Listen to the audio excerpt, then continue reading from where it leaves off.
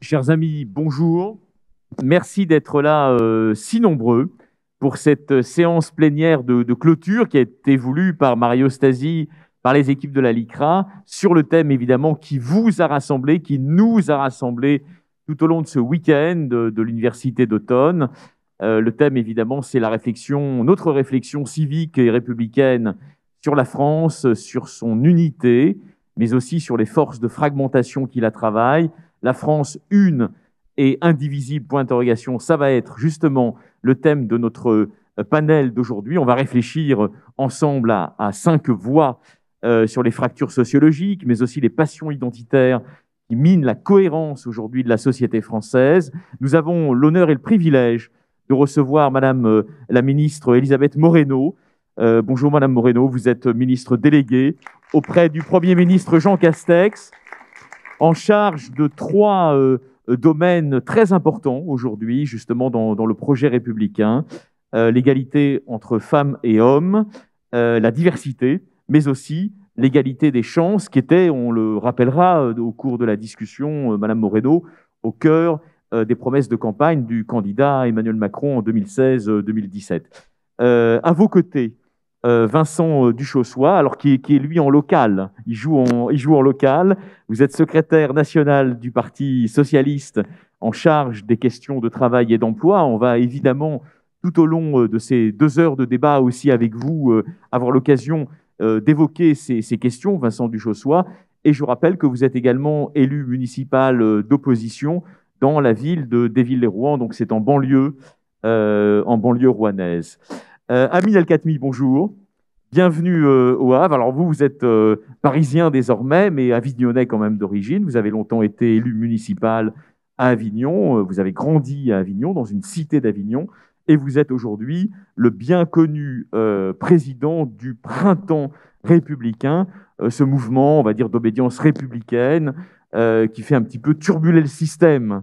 Et vous signez un livre éponyme qui s'appelle Printemps républicain et qui est paru il y a maintenant 1 mois aux éditions de l'Observatoire. Et enfin, à vos côtés, Madame Agnès Firmin-Lebaudot. Bonjour Madame. Alors vous aussi, vous jouez en local. C'est bien, hein, il y a 2 locaux, 2 Parisiens. Vous êtes député Agir de la 7e circonscription du département de la Seine-Maritime et vous nous livrerez dans un instant, bien sûr, votre regard sur la cohésion de la société française. Mais immédiatement, nous allons écouter l'allocution introductive de Madame Elisabeth Moreno, que nous remercions et que nous accueillons encore chaleureusement, chers amis. Je vous salue du fond du cœur, hein, vos grades et qualités, vous toutes et vous tous qui êtes dans cette pièce. Et je voudrais vous dire, évidemment, cher Mario, la joie qui est la mienne d'être avec vous ce matin pour traiter d'une thématique que je trouve particulièrement bien choisie, à un moment où on entend beaucoup plus ceux qui cherchent à opposer, à diviser, à fracturer, pour des raisons souvent de pouvoir personnel et très souvent au détriment de l'intérêt général.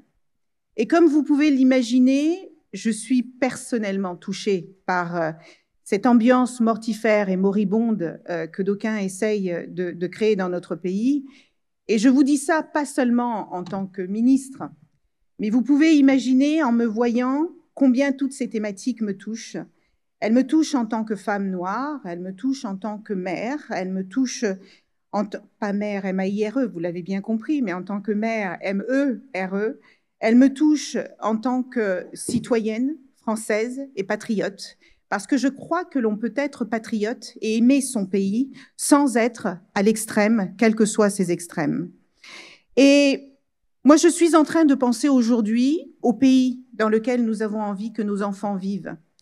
J'ai envie que nous nous rappelions que la France, c'est le pays des Lumières, que c'est le pays des droits de l'homme et que c'est un pays dans lequel, justement, le terme un et indivisible devrait être dans les esprits de chacun et où on devrait mettre plus d'énergie à défendre nos principes républicains que notre énergie à réfléchir sur des mots. Je sais que les mots sont importants, mais la manière dont on les fait vivre est encore plus importante. Et je crois, puisque c'est le titre même de ces universités, Est-ce que la France doit être indivisible? Évidemment que oui. Est-ce que l'absence du terme « une » dans l'article 1er de la Constitution signifie qu'il n'y a plus d'unité dans notre pays? Évidemment que non. La preuve en est, c'est que le Conseil constitutionnel a rappelé dans la Constitution que la Constitution ne connaît que le peuple français, composé de tous ses citoyens, sans distinction d'origine, de race ou de religion. Mais nous savons tous, si nous sommes honnêtes et sincères dans cette salle, que ce principe n'est pas toujours respecté, que certains n'y croient plus. Et c'est pour ça que nous laissons de l'espace à tous ces Cassandres qui veulent nous faire croire que ça n'est plus possible.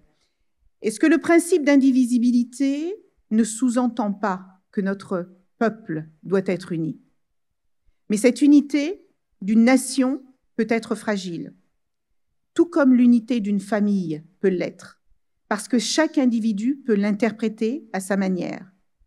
Et il suffit, en plus de périodes de crise aussi importantes que celles que nous vivons aujourd'hui, il suffit de périodes de tension qui créent de l'instabilité, qui créent de la vulnérabilité, qui créent de la complexité, pour que ces principes, pour aussi protecteurs qu'ils soient, puissent être remis en question. Et aujourd'hui, nous sommes confrontés à de tels défis sanitaires, économiques et sociaux que certains démons vieux comme le monde sont exacerbés. Nous avons tous constaté ces derniers temps non seulement une augmentation des actes racistes, des actes antisémites, mais également une violence de plus en plus accrue, encouragée par le laxisme, l'inertie et la complaisance lâchement commerciale de certains GAFA. Et dans ces moments-là, le rôle de l'État est évidemment primordial pour maintenir la cohésion sociale et protéger les droits et les libertés individuelles. Et cette responsabilité, elle ne peut s'exercer qu'avec des associations comme la LICRA. Et c'est pour ça qu'il était aussi important pour moi, cher Mario, d'être à vos côtés ce matin pour rappeler à la fois le rôle et les responsabilités de l'État pour protéger les libertés et protéger les populations les plus faibles ou les plus fragiles au moment où les tensions s'exacerbent, mais aussi pour saluer le remarquable travail indispensable des associations sur le terrain que je veux saluer au travers de la LICRA ce matin. Vous jouez, vous, associations, un rôle d'aiguillon et de vigie qui est tout à fait nécessaire. Et c'est aussi pourquoi la DILCRA, au travers de Sophie Élyséon, était avec vous hier après-midi, non seulement pour vous partager cet engagement que nous portons à vos côtés, mais aussi pour vous entendre, pour entendre les adhérents de la LICRA et pour comprendre où nous devons encore mettre nos efforts et où nous avons besoin d'être intransigeants. Et pour vous donner quelques exemples de travail concret que nous avons mené avec la LICRA et avec d'autres associations qui ont les mêmes ambitions que la LICRA, nous avons, au mois de février dernier, lancé une plateforme de lutte contre les discriminations que nous avons confiée aux défenseurs des droits parce qu'il nous semble que lutter contre les discriminations, c'est la meilleure manière de protéger l'état de droit et de donner confiance à ceux qui peuvent perdre confiance parce qu'ils se disent qu'il y a une telle impunité dans les actes racistes et antisémites qu'ils ont tendance à ne plus vouloir y croire. Et laisser une personne confrontée seule à ces discriminations, eh bien, c'est exacerber ce manque de confiance et nous ne pouvons pas nous le permettre. Il y a également une consultation citoyenne que j'ai lancée au mois de mai dernier parce que bien que nous ayons l'un des arsenals juridiques les plus importants en France pour protéger les droits fondamentaux, eh bien, nous nous rendons compte chaque jour, lorsque nous échangeons non seulement avec les associations, mais avec les personnes que je rencontre sur le terrain, que souvent la loi est mal connue, mal comprise, souvent l'accès aux droits est extrêmement compliqué, et il nous tenait à cœur de partager avec la population tous les dispositifs qui existent pour lutter contre les discriminations, pour rappeler les droits. Et je me rends compte au quotidien combien ces dispositifs sont mal connus. Et cette consultation nous a permis de parler à plus de 135 000 personnes qui se sont mobilisées sur ces questions, et la LICRA en faisait partie. Et il y a des sujets très clairs et très spécifiques qui en sont issus, comme la nécessité de lutter contre les discriminations dans l'emploi, qui est le premier sujet de discrimination dans notre pays, le fait que les caméras piétons soient proposées aux forces de l'ordre, et le président de la République en a parlé il y a quelques semaines, les campagnes de testing, et vous savez qu'il y a eu une publication vendredi dernier de SOS Racisme sur les discriminations dans l'embauche. On ne peut pas à la fois dire qu'on ne trouve pas les personnes dont on a besoin pour travailler, et c'est ce que me disent tous les chefs d'entreprise, et avoir quasiment une entreprise qui travaille dans l'intérim sur 2 qui discrimine. C'est totalement absurde. On a également en ce moment un travail important que nous faisons sur le futur plan de lutte contre le racisme et l'antisémitisme, sur lequel, je pense, Sophie Élyséon est revenue hier, et auquel, là encore, les associations comme la LICRA participent, où nous devons absolument réaffirmer l'universalisme républicain. Et nous devons, sur tous ces sujets, même si les choses avancent, même si beaucoup a été fait avant ce gouvernement, même si ce gouvernement s'est emparé de ces questions au travers de l'égalité des chances, eh bien, nous devons rester extrêmement vigilants et mobilisés sur les questions de racisme et d'antisémitisme et ne rien laisser passer. Je sais combien la LICRA est engagée au quotidien de manière pratique, combien vous dénoncez, combien vous travaillez sur les réseaux sociaux, combien vous rappelez que les droits fondamentaux ne doivent pas être bafoués. Et je crois fondamentalement qu'au-delà des lois, au-delà de l'engagement de l'État, il y a l'engagement de chaque citoyen, pas seulement l'engagement de vos élus, pas seulement l'engagement des associations, pas seulement au travers de la jeunesse. Je crois que c'est un travail qui doit nous mobiliser toutes et tous individuellement en tant qu'êtres humains. Parce que lorsqu'il y a une atteinte à la dignité humaine, nous devrions tous nous sentir concernés. Nous devrions tous considérer que lorsqu'une personne est injuriée, lorsqu'elle est humiliée, lorsqu'elle est blessée, simplement pour ce qu'elle est, eh bien c'est toute une nation qui devrait se lever et dire non, pas seulement parce que c'est dans la loi, mais simplement parce que nous sommes des êtres humains.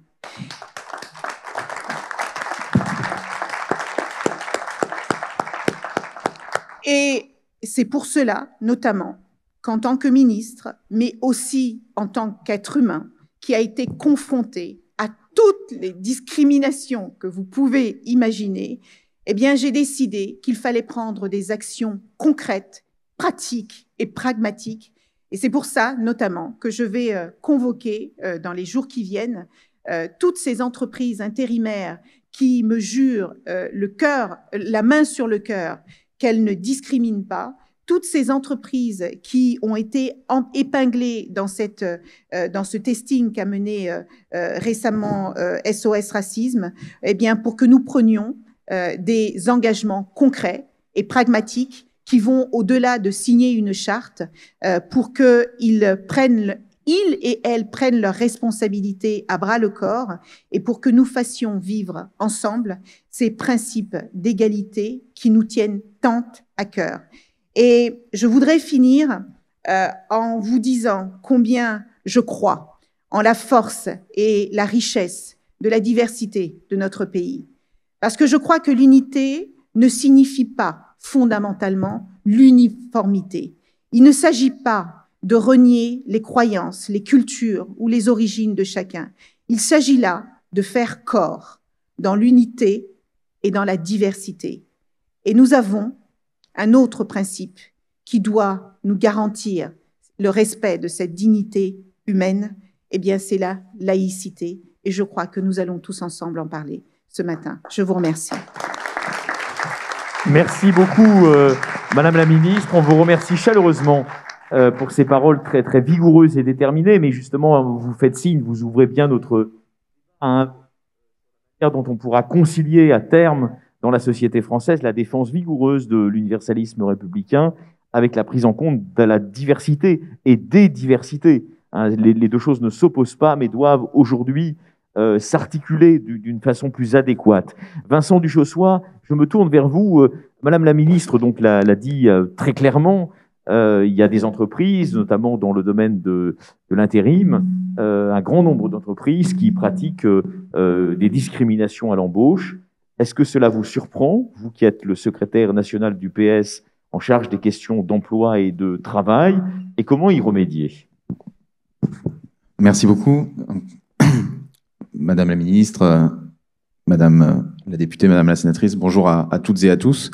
Je dirais que tristement, ça ne me surprend pas parce que malheureusement, ce n'est pas la première fois que ce genre d'étude est menée et nous savons que ces discriminations existent. Malgré tout, effectivement, si ça ne nous surprend pas, l'ampleur nous interpelle et même si nous ne sommes pas surpris, nous ne devons surtout pas perdre notre capacité d'indignation par rapport à ces discriminations et à leur ampleur. Parce que c'est aussi ça, ce sont ces discriminations qui minent la confiance d'une partie de nos concitoyens dans cet universalisme républicain que nous voulons défendre, c'est-à-dire en fait le cadre qui permet à chacun de vivre et de s'émanciper dans la République. Et je crois qu'il faut en avoir conscience. Aujourd'hui, une partie de nos concitoyens, et notamment moi je le constate lors de discussions, lors d'échanges avec la population, chez une partie de nos jeunes concitoyens. Moi, je suis élu d'une ville, on pourrait dire plutôt une ville populaire, avec là aussi une mixité sociale. Et je vois lorsque je discute avec des lycéens, avec des jeunes étudiants, qu'il y a parfois l'impression que cet universalisme républicain que nous défendons, auquel nous sommes attachés, est en quelque sorte un mythe. Et je crois que il faut bien sûr défendre cet universalisme républicain, mais cela ne nous empêche pas de reconnaître parfois aussi les faillites de la promesse républicaine qui font naître ce doute, justement, et qui laissent de la place, vous le disiez, Madame la Ministre, à ces entrepreneurs de haine, qu'il s'agisse de polémistes télévisés à l'extrême droite, ou aussi, dans certains quartiers, de l'islamisme radical, par exemple. Alors, il y a le travail, vous l'avez souligné, des associations comme la LICRA, comme on a cité SOS Racisme pour l'étude dont on parlait sur l'emploi, qui est un travail d'alerte, d'interpellation, est un travail d'éducation populaire aussi, parce que finalement, cette unité qui est le titre de notre table ronde ce matin, cette unité de la République, est-ce qu'elle signifie, comme le pense Éric Zemmour, je vais quand même le citer une fois, l'homogénéité? Évidemment que non. L'unité, ce n'est pas l'homogénéité. L'unité se nourrit au contraire de la diversité, de l'altérité, dans un cadre commun qui est celui de la République, avec ses lois, avec ses valeurs. Et donc, je crois que ce qu'il est urgent aujourd'hui de faire et de continuer à faire, à ceux qui doutent du bien fondé de l'universalisme républicain, eh bien, c'est de montrer que cette promesse républicaine d'égalité, de fraternité, elle est encore possible. Alors, ça repose évidemment sur le travail, sur l'engagement de chacune et chacun en tant que citoyen, organisé parfois dans des associations, mais ça repose aussi sur l'action de l'État. Je crois que l'incarnation de cette promesse républicaine, elle repose aussi sur les services publics, l'accès pour tous aux services publics, à la sécurité, qui repose aussi là sur l'humain, sur la proximité. Elle repose évidemment en très grande partie sur l'école. L'école républicaine, c'est le lieu où justement on peut lutter efficacement contre les déterminismes sociaux. Moi, je ne vais pas beaucoup parlé de moi et je ne pense pas être un exemple, mais je viens d'un milieu populaire. Mes parents n'ont pas le baccalauréat. C'est l'école républicaine qui m'a permis, voilà, de faire des études supérieures, parce que justement dans cette école républicaine, moi qui voilà, avait des parents qui n'avaient pas fait d'études supérieures, j'ai pu rencontrer des camarades qui étaient des fils de PDG, des fils de cadres, et c'est cette façon de vivre ensemble nous a, je crois, mutuellement enrichis. Pour vivre ensemble, le mieux, c'est encore de grandir ensemble et de se fabriquer des souvenirs communs et d'apprendre de l'autre et de ses différences. Et puis, donc je parlais des services publics, de la sécurité, de l'école. Le logement aussi me paraît très important parce que dans ces discriminations, notamment à l'emploi, hein, dont on parlait, il y a évidemment des discriminations qui sont assises sur l'origine ethnique, réelle ou supposée, sur la pratique religieuse, là aussi, hein, réelle ou supposée.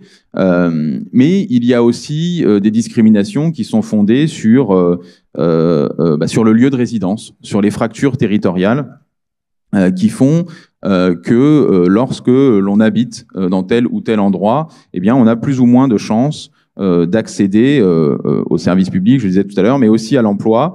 Et voilà, ces fractures territoriales nourrissent les discriminations. Et donc, il y a là aussi un vrai travail qui a déjà été initié, engagé, bien sûr, mais à toujours remettre sur le métier pour lutter contre, pour favoriser la mixité sociale, parce que c'est l'ensemble de ces discriminations qui nourrissent un sentiment d'humiliation et qui font remettre en cause ce modèle républicain auquel nous sommes attachés et dont nous devons perpétuellement démontrer que voilà, le défendre, ce n'est pas nier les discriminations qui sont réelles, mais c'est mettre en œuvre des politiques publiques qui permettent sans cesse, parce que c'est un mouvement qui ne s'arrête jamais, lutter contre le développement de ces inégalités.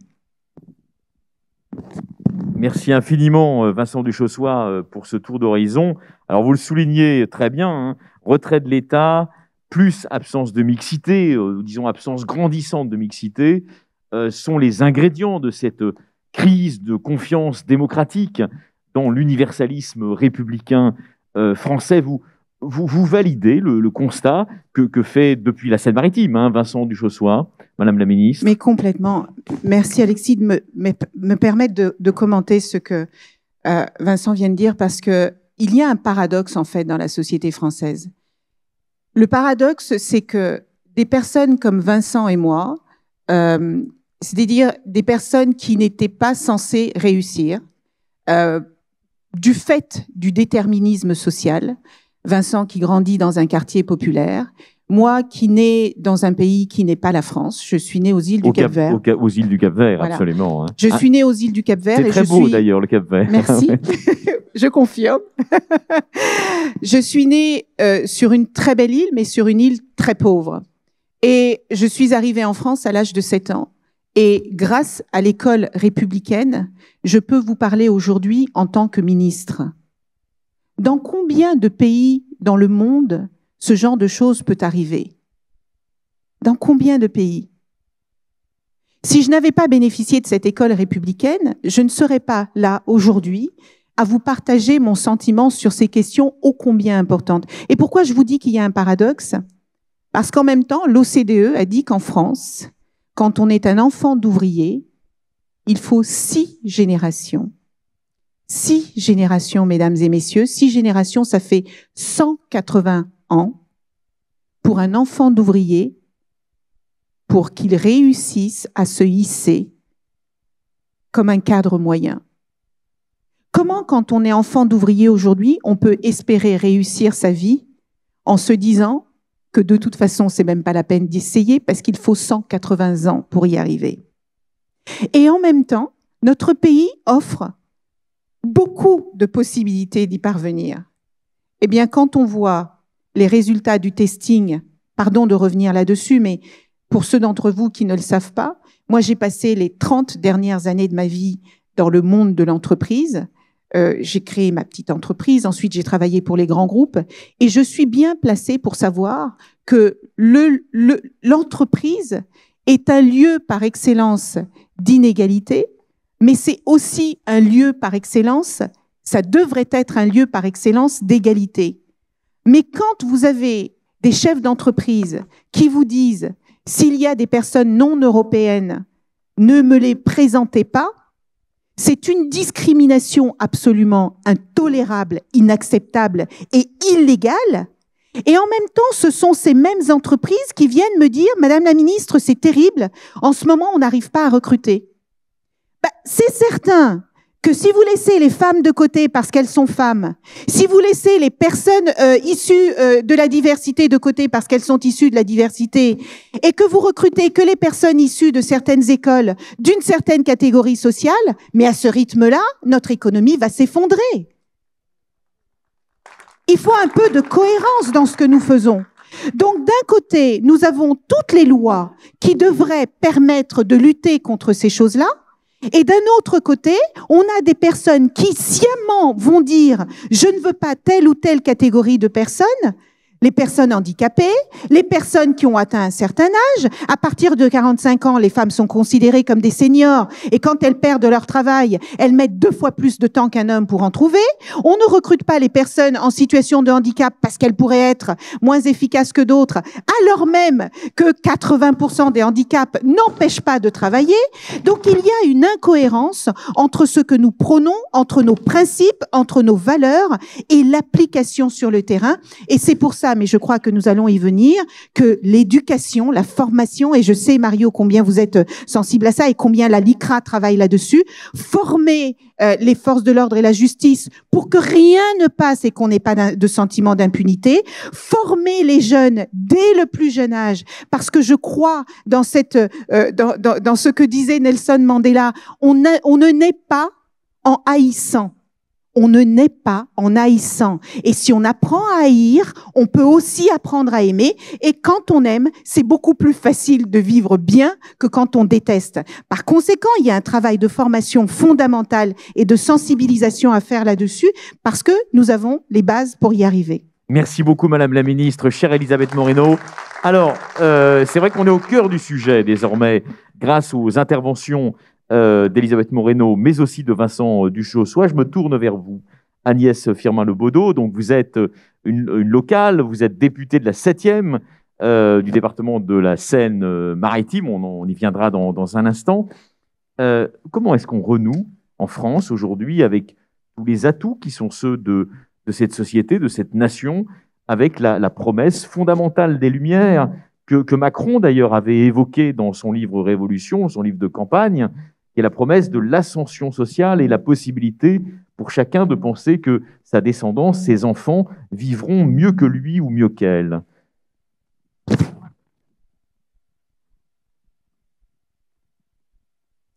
Bonjour à tous. Bonjour Madame la sous-préfète. Important toujours de saluer l'État.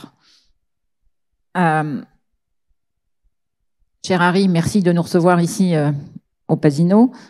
Cher Mario, merci de l'invitation à débattre aujourd'hui.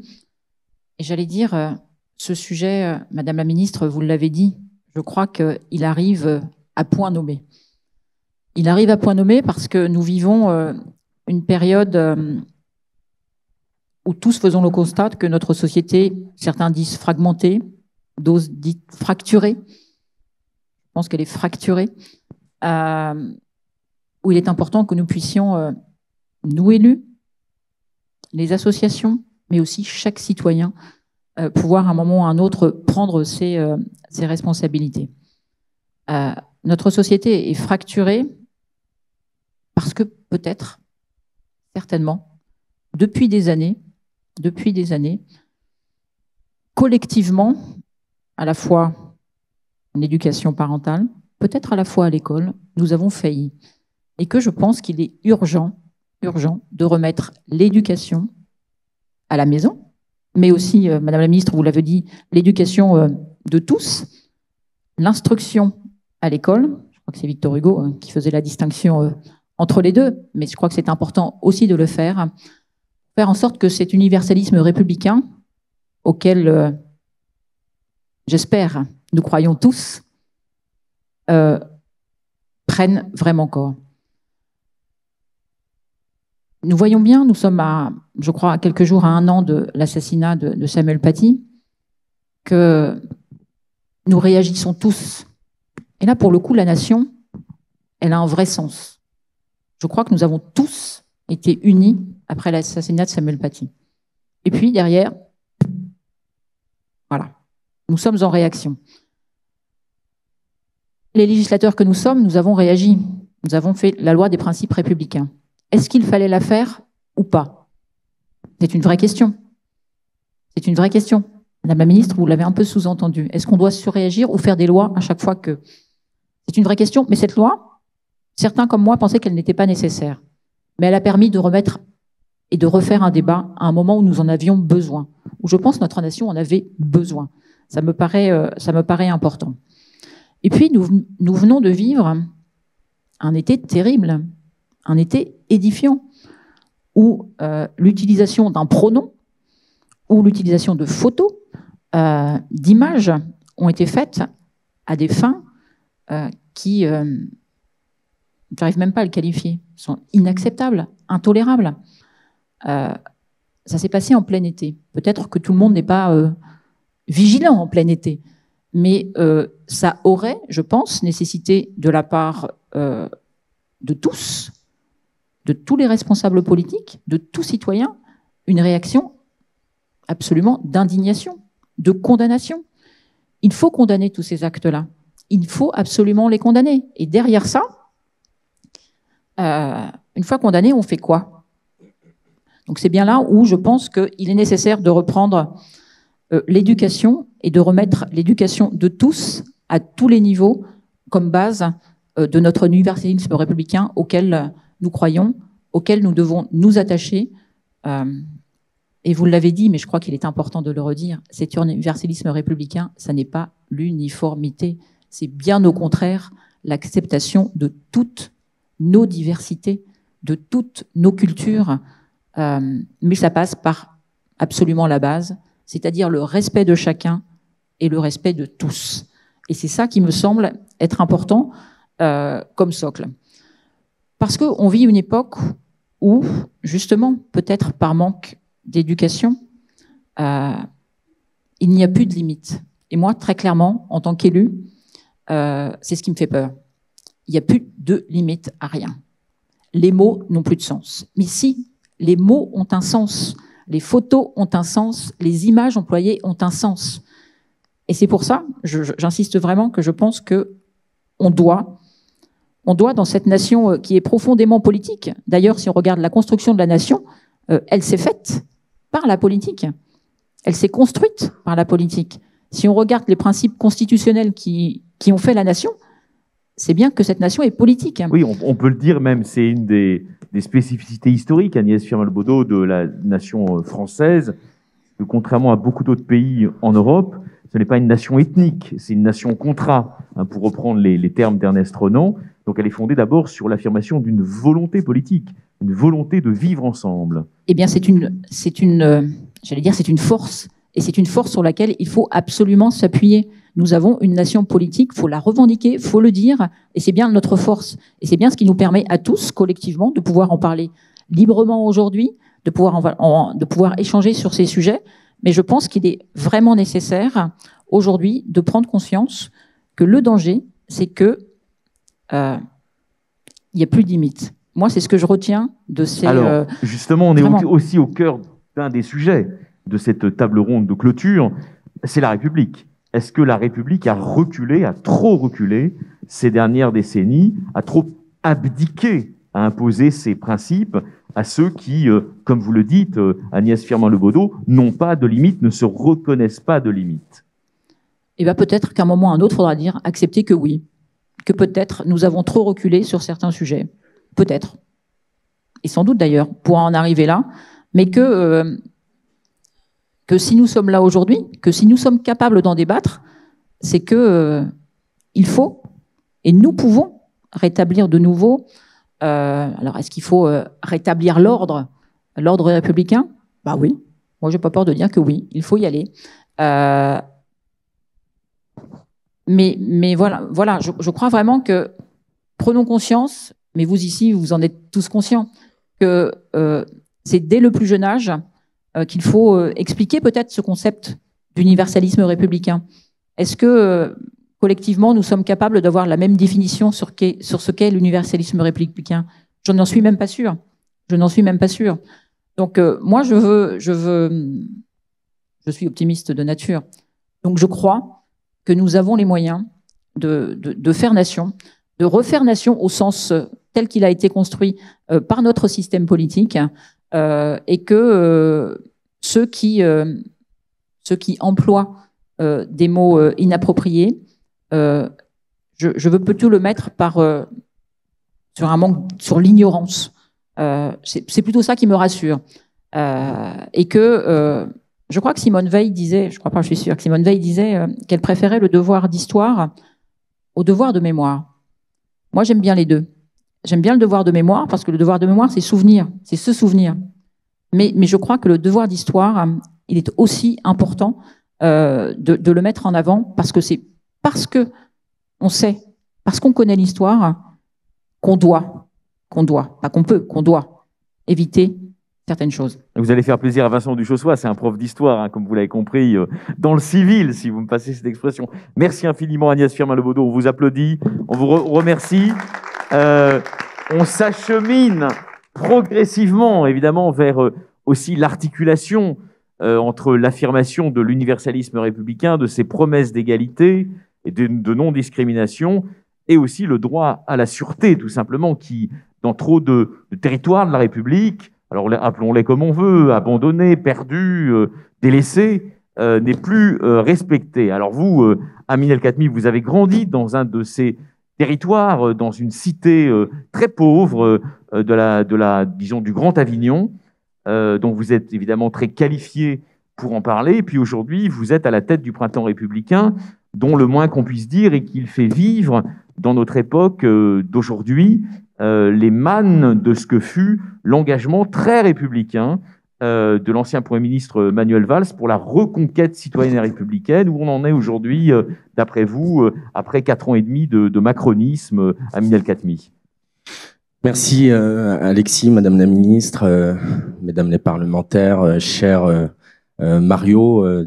Je voulais d'abord, avant de répondre à ta question Alexis, remercier Mario pour son invitation et vous dire le plaisir que j'ai eu hier soir et que j'ai ce matin à être avec vous.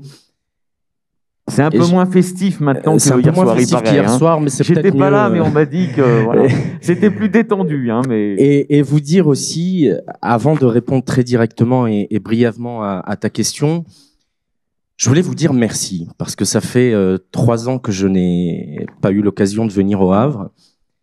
Je voulais dire merci à la LICRA, parce que nous vivons un moment de grande confusion dans le pays, dans le débat public. Nous voyons des choses que l'on ne pensait pas voir un jour dans notre pays. Nous voyons d'anciens universalistes organiser des réunions interdites aux Blancs.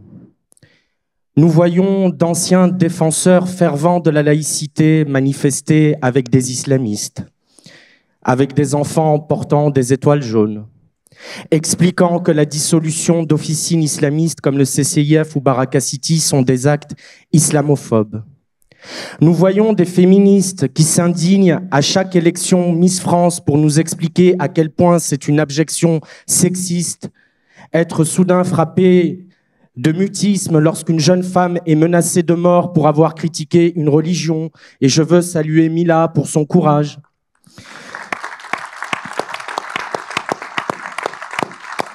Nous voyons des maires de gauche, des présidents d'universités, des associations comme le MRAP, la Ligue des droits de l'homme, des syndicats comme l'UNEF, appeler à la censure du texte de Charb dans les universités. Nous voyons des responsables politiques prendre prétexte de l'antisionisme pour se vautrer dans l'antisémitisme et poser une cible sur le dos des Juifs. Un responsable de la gauche, président d'un grand parti de gauche, qui a été le seul dirigeant d'Europe à défendre Jérémy Corbyn, voyant dans son exclusion du parti travailliste la main du grand rabbin d'Angleterre. Eh bien, dans ce grand moment de confusion, il est quelques maisons, il est quelques voix, il est quelques responsables qui ont tenu bon, qui ne se sont pas fourvoyés, et parmi ceux-là, la LICRA a tenu son rôle, et je voulais vous en remercier. Sur le reste, évidemment, on pourrait parler pendant des heures des quartiers populaires, et je vous ai entendu, Madame la Ministre, parler de l'école, chère Agnès également. Et moi, j'aimerais bien qu'il y ait de petites Elisabeth Moreno dans nos écoles, dans les quartiers aujourd'hui, de futurs ministres, de futurs députés, de futurs citoyens de la République française qui vont prendre leur place pleinement comme citoyens. La réalité dans ces quartiers aujourd'hui, c'est que la République, elle est difficilement perceptible. Elle est difficilement perceptible. Lorsque le seuil de pauvreté est à 42% dans les quartiers politiques de la ville, contre 14% dans le reste du territoire.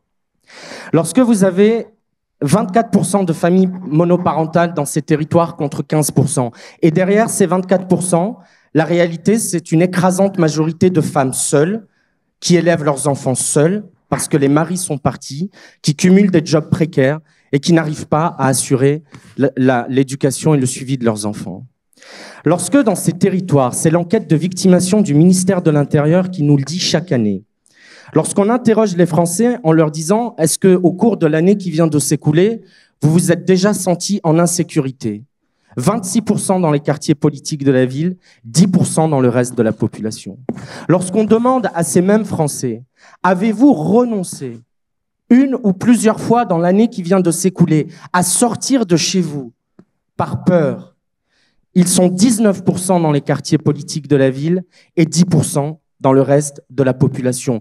Ce qui balaye d'ailleurs ce discours absurde qu'on entend parfois à gauche selon lequel parler d'ordre, d'insécurité ou de rétablissement de l'autorité de l'État ferait le jeu de la droite ou de l'extrême droite. Ce sont les plus faibles, ceux sur lesquels s'accumulent déjà les plus grandes difficultés, qui sont confrontés à cette insécurité. Les rodéos urbains, les barrages que des voyous érigent à Marseille pour exiger des automobilistes qu'ils déclinent leur identité avant de rentrer chez eux. Des gamins qui se retrouvent au milieu de règlements de compte. Et je parle dans mon livre de cette mère de famille à Nîmes, dans le quartier des Chemins Bas d'Avignon, où le directeur de l'école a trouvé des armes cachées dans le toit de l'école parce que les dealers venaient là les entreposer. Lorsque vous rajoutez à cette précarité, à cette délinquance, à des niveaux d'échec scolaire qui sont sensiblement plus importants que dans le reste du pays, une absence de mixité culturelle. Et souvenez-vous de cette mère de famille qui interpelle le président de la République à Montpellier, qui lui dit « Monsieur Macron, vous savez, mon fils, le prénom Pierre, il croyait que ça n'existait que dans des livres, parce que des pierres, il n'en croise pas. Et lorsque moi, j'étais adjoint au maire d'Avignon, dans des quartiers difficiles, j'avais des groupes scolaires où vous aviez 80, 85 à 90% d'enfants venant de familles arabo-musulmanes, vivant dans les mêmes cités, fréquentant les mêmes écoles, les mêmes centres sociaux, les mêmes clubs sportifs, venant de familles ayant le même niveau de précarité, ayant la même culture, les mêmes pays d'origine, la même religion. Alors après, on peut arriver avec nos grands sabots, faire de grandes envolées lyriques sur le commun, la lutte contre le séparatisme, la République, l'appartenance à la nation. Mais vous ne pouvez pas demander à des gens qui, dès le plus jeune âge, sont entre eux, vivent en marge de la République, de pouvoir se sentir pleinement appartenir Alors justement, à elle. à ce stade, c'est formidable ce que tu dis. Dans ton livre Printemps républicain, tu écris il y a un moment « Comment prétendre lutter contre le séparatisme, le communautarisme, défendre le commun, justement, lorsqu'une ségrégation, entre parenthèses, un apartheid, pour reprendre le mot célèbre de l'ancien Premier ministre Manuel Valls, a été organisé et entretenu dans des centaines de quartiers de notre pays. Et tu ajoutes, je ne peux être accusé ni de laxisme ou d'être un partisan de la culture de l'excuse. Néanmoins, je ne peux ignorer ce qu'a été la responsabilité des pouvoirs publics. Cette responsabilité, elle se poursuit. Est-ce que, sans faire du commentaire politique, mais est-ce que les 4 ans et demi que nous venons de vivre de présidence d'Emmanuel Macron, avec le volontarisme politique qui le caractérise, a commencé de résorber une partie des problèmes que tu pointes? Mais aussi forte soit la volonté du gouvernement, on ne répare pas en 4 ans les conséquences de décisions qui ont été prises pendant 40 ans. Ce n'est pas possible. Voilà, ce n'est pas possible. Lorsque mes parents sont arrivés de Casablanca dans les années 80, mère, femme de ménage, père ouvrier agricole, ils sont arrivés à Avignon, on leur a dit, vous allez voir la mairie là-bas, il y a l'OPHLM, l'Office public, le bailleur social de la ville. Et on leur a dit, vous allez à la Reine Jeanne, 7 rue Péniscola, 2e étage, porte 4. Ils n'ont pas eu le choix. Je connais assez peu de familles, si vous leur donnez le choix entre un beau pavillon dans un beau quartier et un HLM, qui spontanément choisiraient le HLM plutôt que le pavillon. Et donc on arrive là, et qu'est-ce qu'ils ont trouvé? Ils ont trouvé des familles qui venaient des mêmes pays qu'eux. Et il y avait la barre d'immeubles avec les Marocains, qui côtoyait celle des Tunisiens, qui côtoyait celle... Mais c'est pas d'eux-mêmes qu'ils ont décidé que ça se passerait comme ça. Ce sont des bailleurs, ce sont des élus, ce sont des responsables politiques qui ont construit ça. Et donc à un moment donné, non, en 4 ans, on répare pas. Mais à un moment, on peut renverser la table. Si on décide qu'il ne peut pas y avoir 67, 68, 70% de logements sociaux à l'échelle d'une même ville, parce qu'on ne peut pas mener de politique publique dans une ville où il y a 70% de logements sociaux. Alors là, je t'interromps parce que on est au cœur du sujet. Donc, à la suite tu dis la première décision à prendre est de limiter à 45% la concentration de logements sociaux sur le territoire d'une même commune. Oui, bien sûr, mais t'objecteront certains. Dans ces cas-là, les villes cossues, des Hauts-de-Seine, par exemple, se soustraient à cette obligation en payant des amendes, et c'est évidemment, là aussi, un facteur de non-mixité absolue sur l'ensemble du territoire. Mais je ne veux pas être trop long, mais on va prendre un exemple concret. À Trappes, qui n'est pas la ville la plus simple de France. Hein. La précédente municipalité a fait passer le taux de logements sociaux de 80 à 55%. Qu'est-ce qu'ils ont fait? Ils sont allés voir l'ANRU en disant, messieurs, mesdames de l'ANRU, vous voulez venir rafraîchir les cages d'escalier, refaire les immeubles, etc. Très bien. Et il faut que les gens puissent vivre dans des appartements et des logements dignes. Mais si on rafraîchit les cages d'escalier et qu'on ne s'attaque pas structurellement à la concentration de familles précaires, à la concentration, au manque de mixité culturelle, si on ne lutte pas efficacement contre les trafics, dans 15 ans, dans 20 ans, lorsque les murs auront reperdu de leur fraîcheur, on aura les mêmes sujets. Et qu'est-ce qu'ils ont fait? Ils ont dit, dans les opérations de reconstruction, on va pas faire 100% de logements sociaux. On va faire 30% de logements sociaux, 30% de logements en accession aidée et 30% en accession libre. Et quelle est la conséquence immédiate de ça? Pas dans 5 ans, pas dans 10 ans, dans l'année qui suit. C'est que l'école du quartier où vont les gamins, eh ben, le niveau, il se redresse. Parce que c'est plus des écoles à 90% de gamins qui viennent du même milieu. Mais c'est les enfants de ceux qui ont acheté l'appartement et de ceux qui ont été aidés qui viennent se mêler. C'est le petit Pierre que ne voit pas le fils de la dame à Montpellier qui vient croiser le fils de Samira à Nîmes. Donc oui, on peut faire des choses, mais pardon, je ne vais pas en tenir compte à ce gouvernement de pas rétablir ce qui n'a pas été fait depuis tant d'années. De ne pas rétablir en 4 ans ce qui n'a pas été fait en 40 ans. Merci beaucoup, cher Amin El-Khatmi.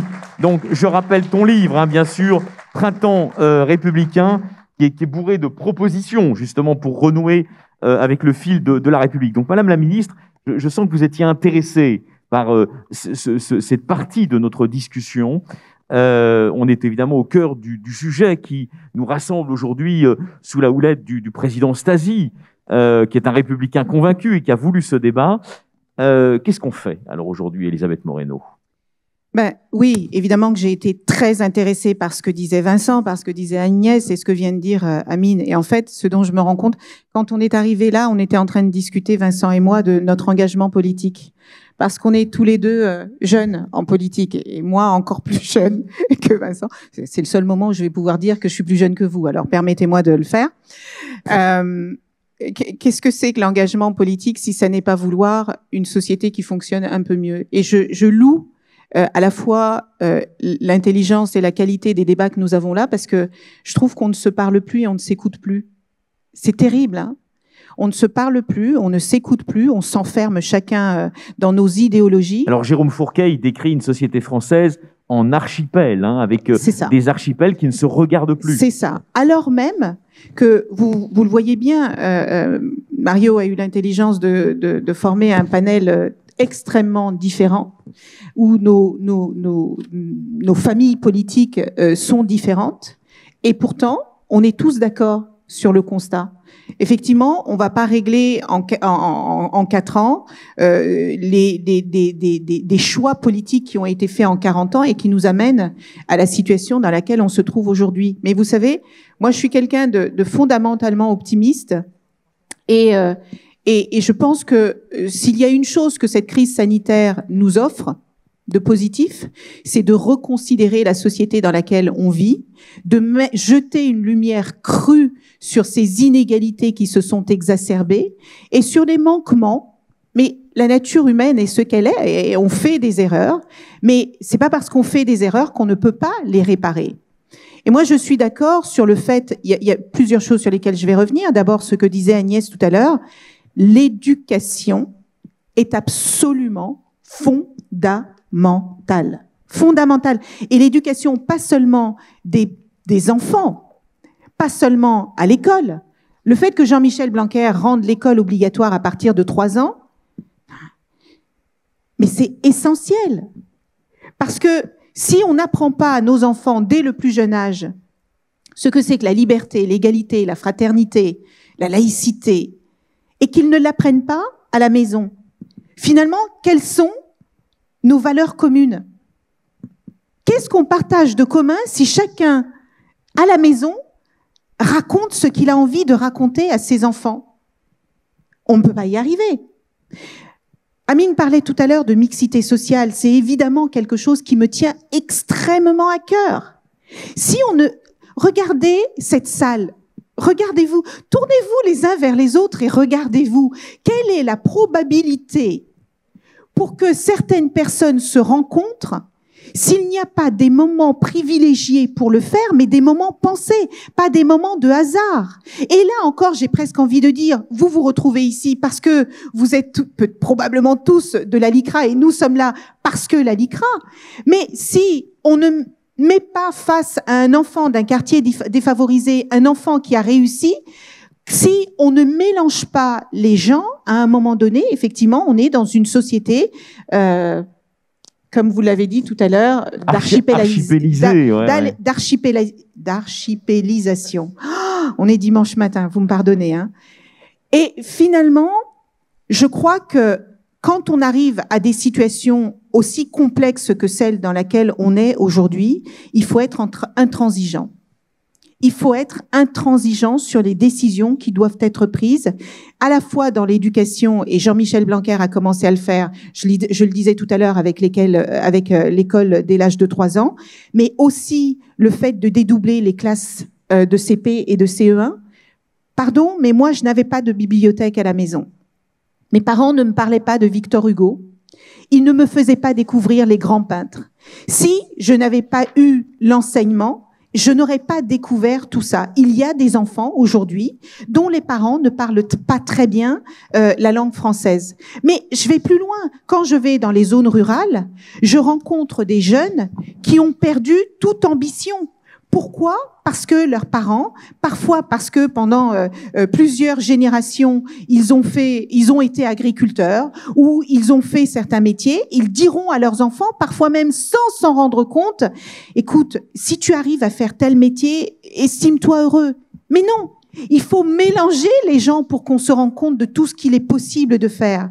Quand on met en place les cités éducatives et qu'on met autour de l'enfant à la fois l'école qui va bien, l'entreprise qui va bien, l'association qui va bien, eh bien on permet à cet enfant de réaliser tout ce qui est possible de faire. Quand au travers le plan Un jeune, une solution, on met en place des mentorats pour que des chefs d'entreprise aillent mentorer des enfants des quartiers défavorisés, eh bien ces enfants gens-là sont probablement les futurs salariés de leur structure. On sait aujourd'hui qu'il y a un manque de ressources humaines. On sait que les gens sont de moins en moins attachés aux entreprises. Eh bien, tous ces dispositifs-là vont permettre non seulement à ces chefs d'entreprise de faire connaître le monde de l'entreprise à ces jeunes, mais aussi à ces jeunes de réaliser qu'il y a des métiers dont ils n'avaient aucune connaissance. Moi, j'ai grandi entourée d'un père ouvrier et d'une mère femme de ménage. Si je n'avais pas fréquenté d'autres enfants qui étaient des enfants d'architectes,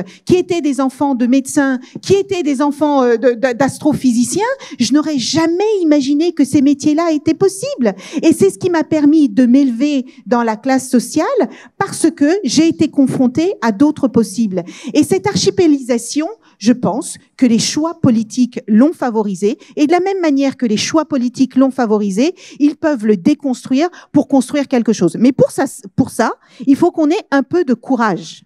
Et on le sent dans votre détermination, Madame la Ministre. Merci beaucoup, chère Elisabeth Moreno. Alors, justement, on est au cœur du sujet. On sent que le ministre de l'Éducation nationale, c'est incontestable, il a voulu renouer justement avec ce volontarisme de ce qu'on appelait sous la troisième les hussards noirs de la République. C'est absolument incontestable, c'est au cœur de son projet.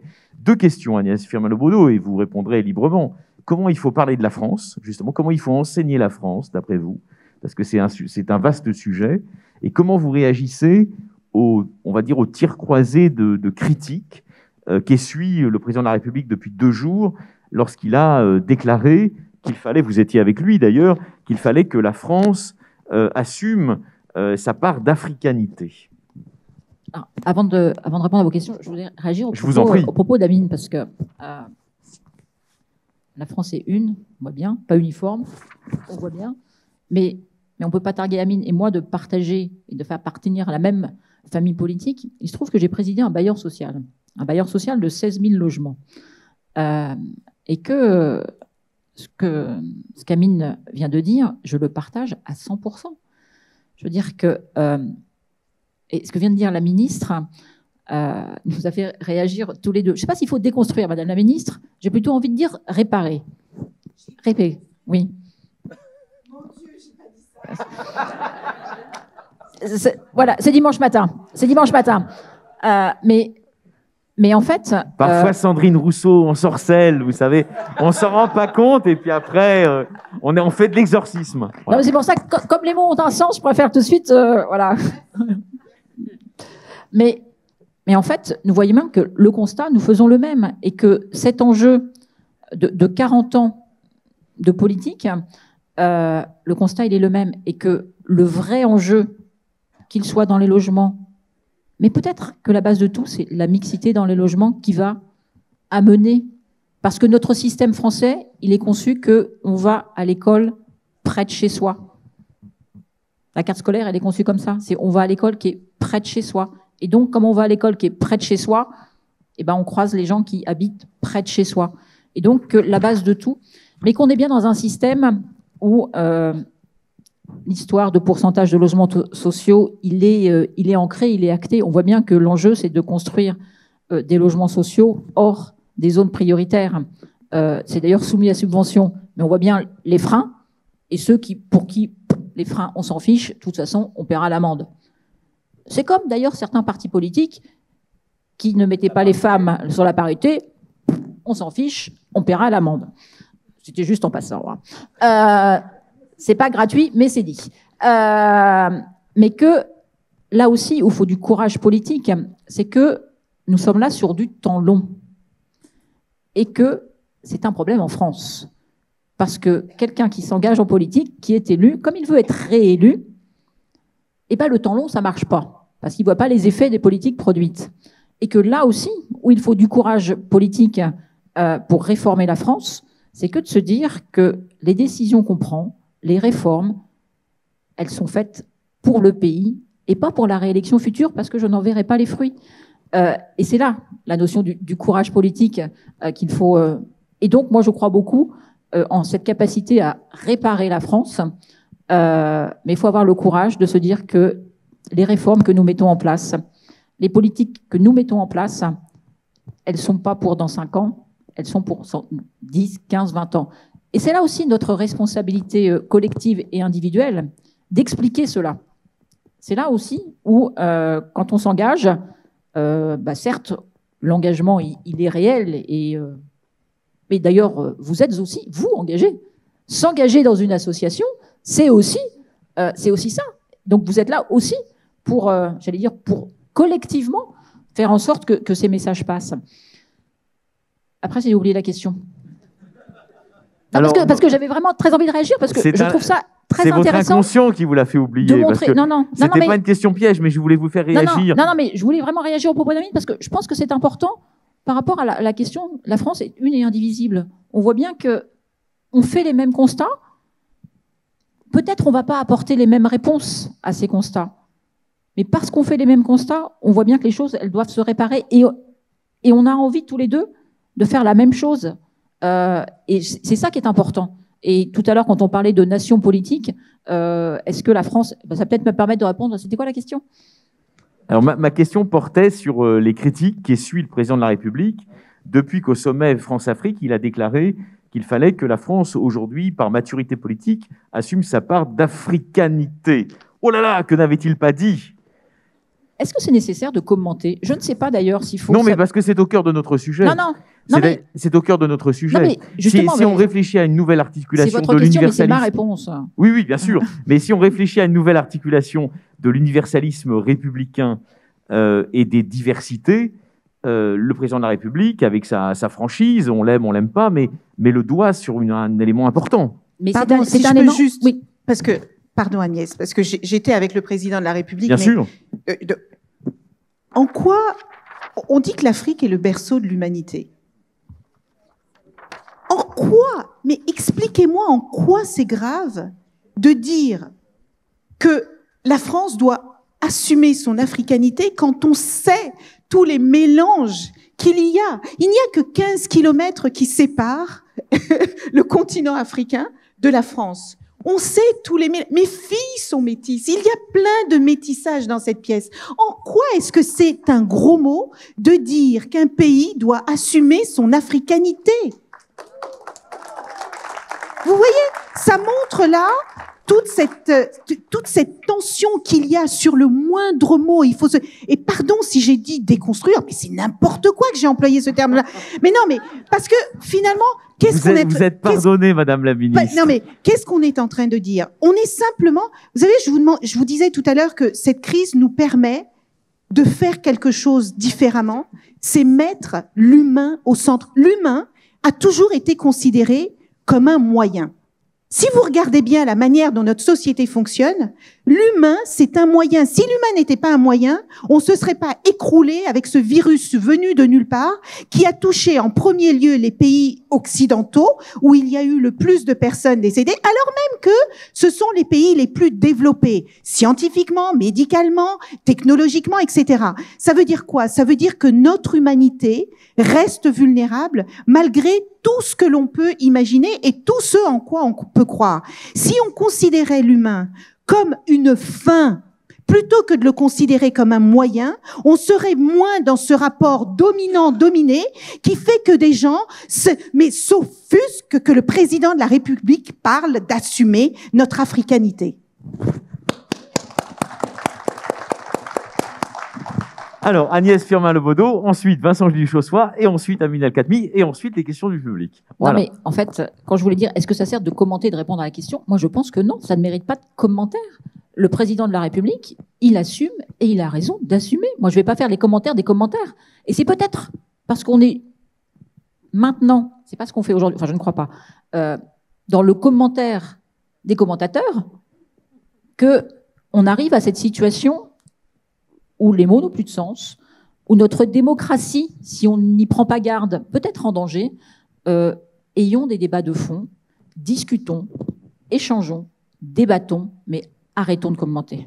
Merci beaucoup Agnès Firmin-Lebaudot. Alors parlons-nous, vous êtes d'accord Vincent Duchossois, il faut se parler maintenant dans la société française. Et sans rajouter du commentaire au commentaire, j'en rajouterai un quand même, c'est que je crois qu'une des singularités de la France, plan mondial, c'est d'être une nation universelle. C'est de porter, on est peut-être avec les États-Unis, mais on est un des rares pays qui a l'ambition de porter un message universel. C'est ce qui fait notre singularité depuis la Révolution française.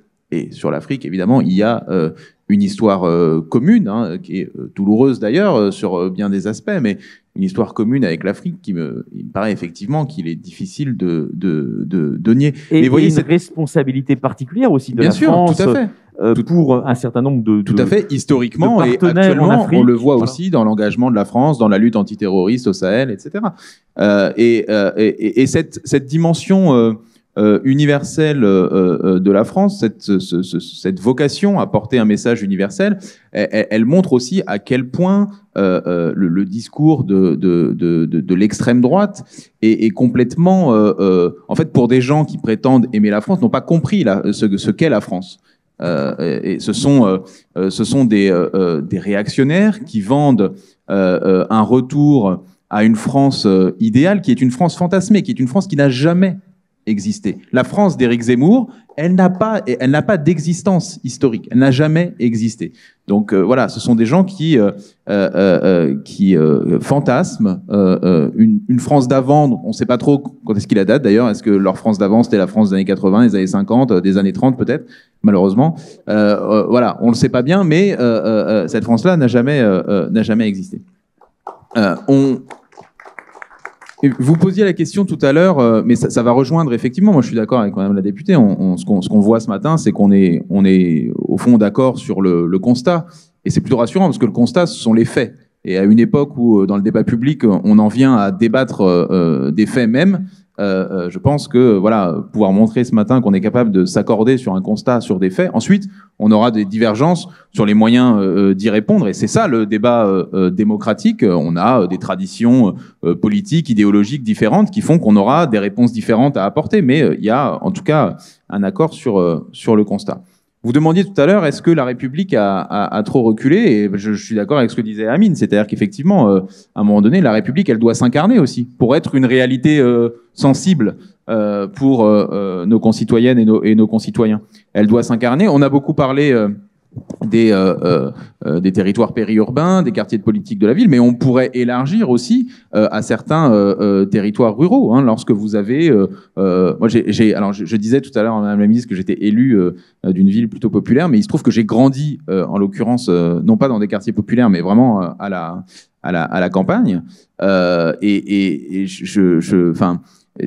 Lorsque vous voyez dans certains territoires ruraux disparaître petit à petit les services publics, etc., il y a aussi, avec des problématiques tout à fait différentes, mais il y a aussi dans certains de ces territoires un sentiment d'abandon qui nourrit là aussi l'appétence vers certains discours d'extrême droite que j'évoquais tout à l'heure. Et donc la République, il faut l'incarner, et là aussi, encore une fois, on est d'accord sur le constat, ça passe par l'école, par l'organisation de la mixité sociale, parce que si l'unité c'est l'altérité, encore faut-il faire l'expérience de l'altérité, et donc il faut être amené, et quoi de mieux que l'école pour ça, l'école et le logement, hein, on l'a dit, c'est-à-dire vivre et grandir avec les autres pour les comprendre. Et effectivement, vous disiez, Madame la ministre, tout à l'heure que en citant Nelson Mandela, qu'on ne naît pas en haïssant.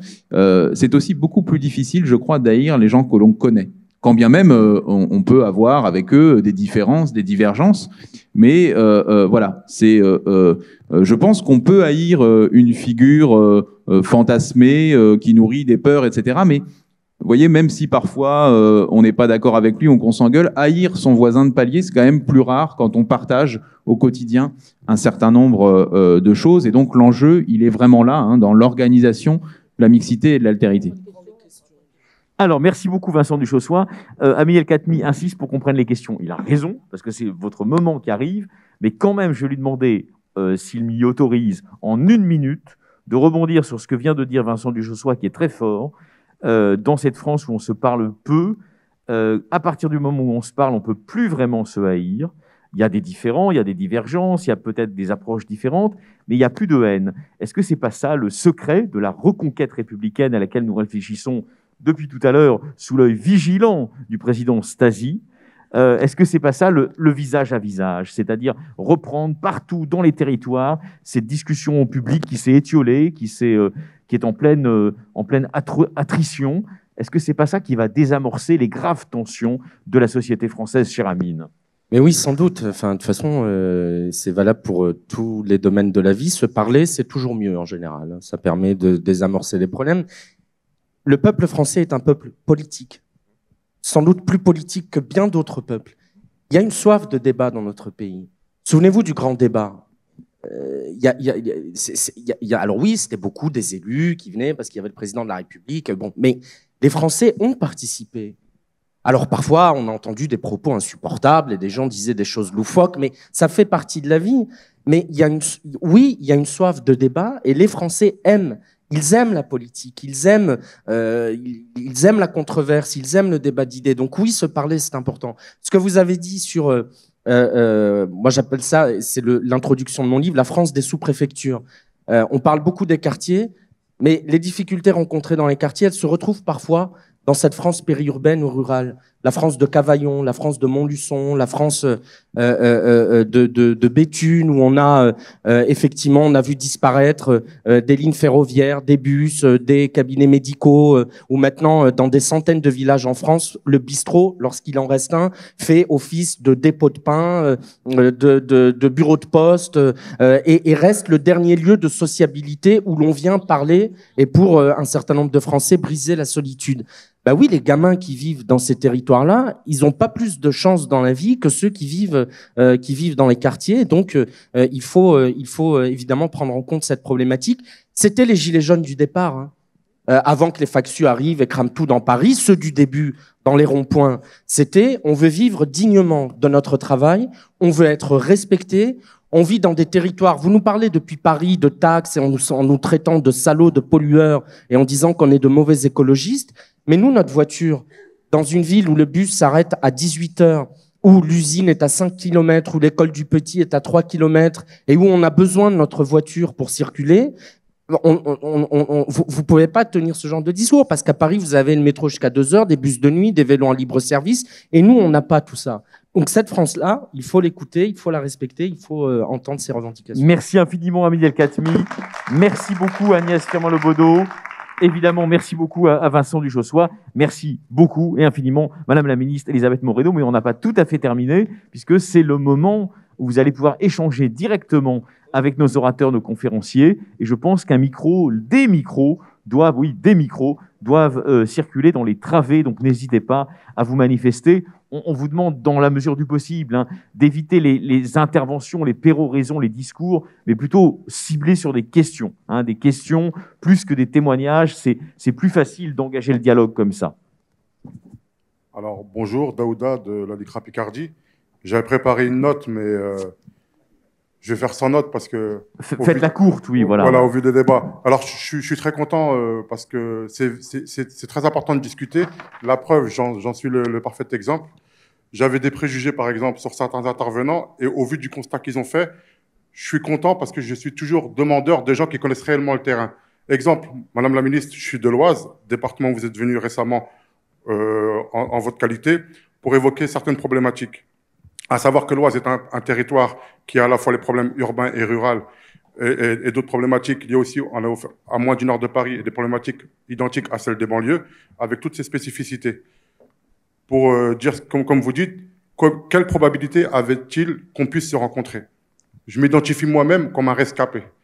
Quelle probabilité, quelle possibilité il y avait qu'un petit enfant d'agriculteur sénégalais, né dans un petit village au Sénégal, rencontre une femme d'agriculteur dans un petit village de l'Oise et qui font un enfant que je suis devenu? Quelle probabilité il y avait qu'un enfant né en ruralité, qui a été le seul enfant noir de sa maternelle, finisse dans un quartier politique de la ville de Beauvais, de la ville de Madame Caroline Cailleux, que vous connaissez, et qui vit dans une barre d'immeubles où sur 57 familles africaines dans la ville, 53 sont dans le même bâtiment à la rue Colette et finissent au plus près du maire au sein de son cabinet alors qu'il était le premier d'un de ses opposants quand il a vu la droite arriver comme le grand malheur sur sa ville. Quelle possibilité il y avait? Comme quoi, comme le disait monsieur Amine El-Khatmi, Ce qu'il faut, c'est d'abord avoir le bon constat, voir les choses qui se passent dans ces quartiers et les problématiques qu'il y a aussi en ruralité. Pas opposer les uns et les autres et se dire que le seul moyen de pouvoir avancer, c'est comme une sorte de pacte de fraternité. C'est comment faire que ces gens puissent se rencontrer, ces gens puissent échanger, ces gens puissent se respecter et ces gens puissent partager le bien commun qui est notre pays. Et ce n'était pas vraiment un constat, c'était juste une envie de partager l'émotion que j'avais en vous écoutant. Merci beaucoup. C'est dit et c'est bien dit.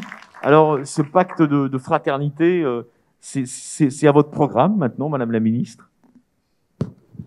Pacte de fraternité qu'évoque monsieur, il est au cœur du programme, de votre action publique désormais. Mais bien sûr, vous savez, dans nos valeurs républicaines de liberté, d'égalité et de fraternité et de laïcité, il faut jamais oublier la laïcité parce que c'est celle qui nous permet, indépendamment de qui nous sommes, de quelles sont nos croyances ou pas croyances, indépendamment de qui nous sommes, c'est le pacte républicain qui nous permet de vivre ensemble. Et je crois que dans liberté, égalité, fraternité, il y a un parent pauvre dont on ne parle plus, c'est justement la fraternité. Et on devrait la remettre au cœur des enseignements. Le débat que nous avons là en ce moment, c'est un débat fraternel. C'est un débat qui dépasse nos partis politiques, etc. Parce que la fraternité, c'est probablement la valeur qui nous rassemble le plus dans nos valeurs républicaines, mais trop peu de personnes en parlent aujourd'hui. Et je suis heureuse, monsieur, que vous soyez touché par les intervenants. Moi aussi, je ne connaissais pas, par exemple, Amine, et je vais lui demander de me dédicacer son livre. Mais vraiment, j'insiste sur le fait que la fraternité, c'est probablement le sujet dont nous pouvons individuellement nous emparer les uns et les autres. La fraternité, c'est rien d'autre que regarder son voisin et de se dire qu'il y a peut-être plus de choses qui nous rassemblent que de choses qui nous divisent. Donc, c'est du bon sens. Merci beaucoup, Madame la Ministre. Alors, d'autres questions? Je m'appelle pardon, je m'appelle Annette Bloch. Comme beaucoup d'entre nous ici, je vais, au titre de militante de la LICRA, dans les quartiers que décrivait Amine El-Khatmi, et j'aimerais m'inscrire dans son propos qui dit « La République est difficilement perceptible dans ces quartiers ». Je voudrais juste parler de 2 moments de malaise que j'éprouve, car nous venons notamment, pour parler de la République, l'expliquer, la faire aimer, en décrire les enjeux. Et il y a 2 moments où je ne suis pas très à l'aise, c'est quand je réalise que nous mettons les enfants ou les jeunes à qui nous parlons en conflit de loyauté avec leur famille, et le moment où je parle de liberté de conscience, dont je sais très bien que tous n'en bénéficient pas. Donc il n'y a pas une question spécifique, et je m'adresse à vous 4. Qu'est-ce qu'on peut dire de cela? Je ne sais pas qui veut s'y coller. Merci madame. Qui veut s'y coller? Agnès Firmin-Lebaudot, conflit de loyauté des enfants entre leur famille et l'exigence d'émancipation et de liberté de conscience. Qu'est-ce que vous en pensez? Est-ce que c'est une problématique au fond aussi qu'on rencontre dans l'éducation nationale? C'est qu'il faut émanciper, mais il ne faut pas non plus que cette émancipation soit vécue comme un arrachement. C'est-à-dire que la question sous-entendue, se monter les uns contre les autres et les enfants contre les parents, ça me paraît déjà quelque chose, déjà en termes... En tant que maman, ça me paraît complètement inconcevable. Je vais juste répondre par un exemple sur la question sous-entendue. Je vais prendre l'exemple de la vaccination. Juste la vaccination, parce que j'y étais confrontée, je vais vous le dire. La vaccination des mineurs. Un enfant mineur qui vient me voir et qui me dit « je veux me faire vacciner ». Je lui demande son autorisation parentale. Mes parents ne veulent pas. C'est le même problème. Mes parents ne veulent pas. Cas de conscience de professionnel, mais cas de conscience face au gamin. Qu'est-ce que je lui dis? Que c'est ses parents, il me faut absolument son autorisation parentale? Ou est-ce que je prends la responsabilité de faire sans l'autorisation parentale? Juste ça, et ça répond pas à votre question, mais ça montre bien qu'on est dans un moment où, effectivement, l'autorité parentale, d'ailleurs tout à l'heure on parlait d'éducation, et on a aussi dit que l'éducation des parents était nécessaire. Donc remettre en cause l'autorité parentale, c'est quelque chose... D'ailleurs, ça ne peut même pas se poser la question. Remettre en cause l'autorité parentale, c'est pour moi absolument pas possible. Mais se poser la question parfois de questions de nos enfants qui ne comprennent peut-être pas, et qui peut-être d'ailleurs n'ont pas l'espace pour exprimer ce qu'ils ne comprennent pas dans la décision de leurs parents, peut-être ça, c'est à construire aussi. C'est permettre à nos enfants de s'exprimer et de dire, voilà, peut-être je ne comprends pas la position de mes parents et de créer ces échanges. Donc c'est vraiment des enjeux qui sont très importants. Je vais revenir sur le propos de tout à l'heure. Et avec Amine, on se posait, Madame la Ministre, la question de la liberté, l'égalité, la fraternité. Je suis assez d'accord pour dire que, surtout en ce moment, la fraternité, on a peut-être tendance à l'oublier. La laïcité, certains amèneront le débat sur savoir est-ce qu'il faut mettre ce 4e pilier sur nos frontons de nos mairies. C'est un débat, c'est un vrai débat. Vous êtes pour? Moi, je suis plutôt favorable, oui. Mais il y a une question qui sous-entend tout ça, et la crise sanitaire que nous venons de traverser, la crise des Gilets jaunes, montre qu'il y a une question qui doit tous nous amener sur l'égalité ou l'équité. Parce que ce qui peut-être a amené la question des Gilets jaunes, je pense que l'équité de traitement sur notre territoire, c'est quelque chose qui est vraiment très prégnant et qui, je dois le dire, en tant qu'élu de la République, élu de la nation, ce que peut-être je ne mesurais pas en tant qu'élu de territoire, que l'équité de traitement, c'est un vrai enjeu. C'est un vrai enjeu et sur lequel, collectivement, lorsqu'on prend des décisions au niveau national, on doit bien mesurer. La France est forte de ses territoires, elle est forte de ses spécificités de territoire, mais je crois que les enjeux à venir, accorder à nos concitoyens une équité de traitement, je pense que c'est vraiment quelque chose sur lequel nous devons collectivement réfléchir.